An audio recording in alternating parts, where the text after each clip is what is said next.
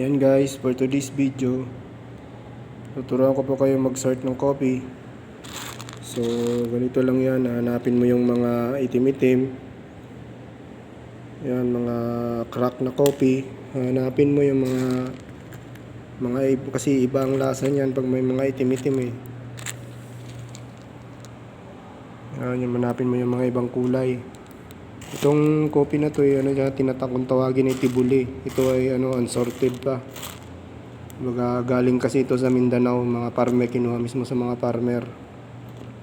Kaya nangyari, low quality copy pa siya. So unsorted po siya. So kailangan mo na siyang i-sort ng mabuti.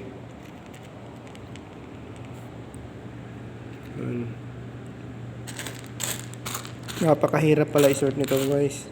Akala nyo lang madali kasi pag ganun lang. Pero yung totoo nun, napakatagal i-sort at saka masakit sa likod. Kaya nakaupo ka nga pero nakaitungo ka naman dahil hanapin mong titingnan mong mabuti yung mga kulay ng kape. Ito ang paraan ng pag-sort guys.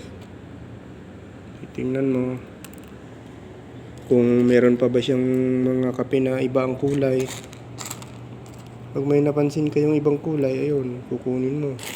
Kailangan pantay yung kulay kasi niya para hindi mag-iba yung lasa ng coffee, yung quality ng coffee. So ito siya, pag na-sort na ito, magiging good quality na ito.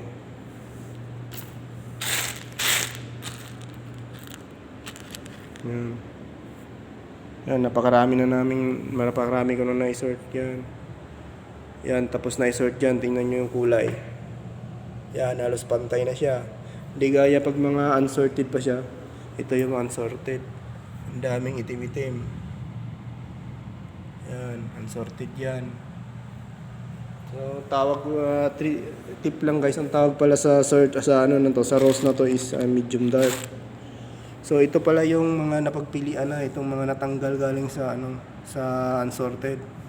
Mga ito, yung mga na to, mist na to, mga dumi-dumi na ng mga black beans na siya. Hindi na magandang lasa, magiging mapait siyang maigi.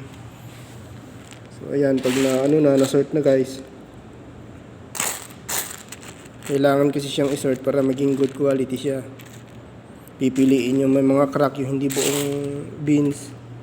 Kasi nagpapapangit din sa lasa yan eh. Nagpapapangit sa quality ng coffee yung mga may crack at saka medyo sobrang dark.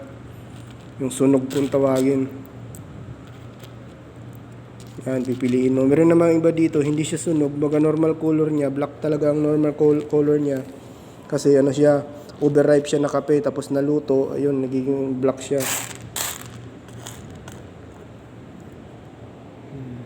Next video guys, tuturuan ko naman kayo kung paano magluto ng kopi pag naayos na yung machine namin, sira eh. Yan lang muna ngayon sa ngayon guys ha. Bye guys.